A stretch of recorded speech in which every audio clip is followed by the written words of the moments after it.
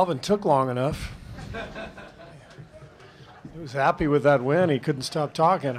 I'm sitting in the locker room waiting to get in here, and it took forever. But he should be happy. They played really well. Who's got a question?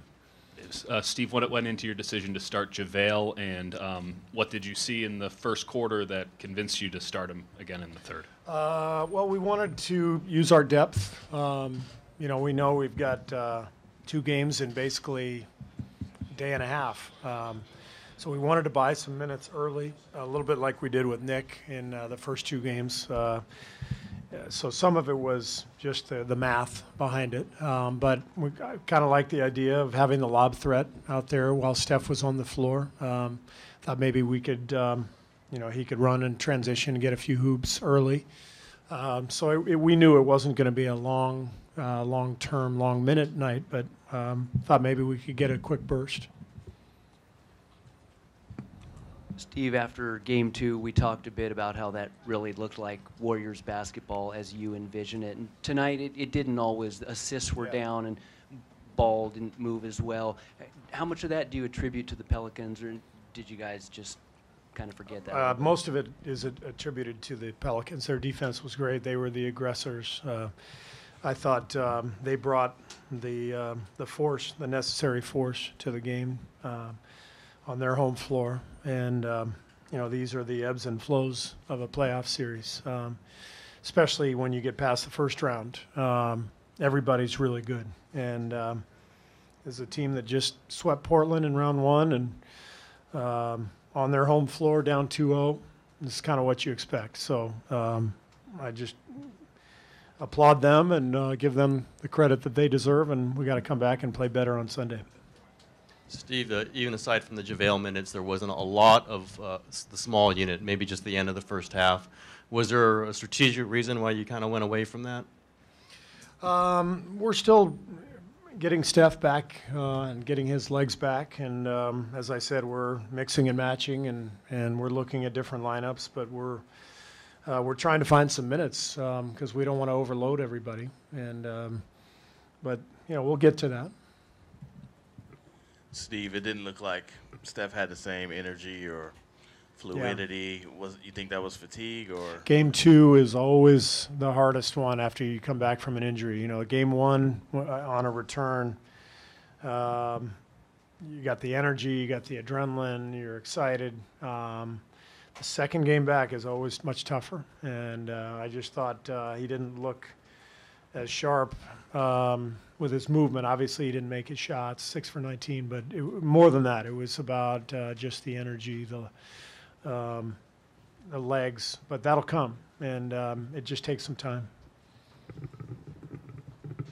Steve, were those corner threes by Ian Clark? Did that kind of bring you back a little bit? And is that kind of the type of game you expect from a guy like that? I don't expect Ian to get 18 points against us. I love Ian. Ian is one of my favorite guys we've ever had here. But yeah, he played a big role. Solomon Hill hit the 3 threes early. You don't expect that. And then we let Mirotic get free a couple times in the first half on miscommunication. So, you add all that stuff up, and they go 14 for 31 from 3. That's tough to overcome. What was the problem defensively, though? I think they shot 50% overall, 45% from 3, like you said. Like I said, they brought more force, more intensity to the game than we did. And I thought we made mistakes that we didn't make in the first 2 games, but I also thought they played a lot better. So it's a combination. Was there a minute restriction on Steph? Looked like maybe about 30. Were you looking at? I was looking at about 30, 32, but that's not based on any medical experts or science. It's just kind of my eyes and feel for, the key is how long of a stretch he plays at a time. That's why I took him out at the 6-minute mark in the first quarter. He got off to a little bit of a slow start. I thought it might give him a little boost if we could get him out for a couple minutes. So it was a unique rotation for him. He's not used to that, but we needed to do something a little different just to try to keep him fresh.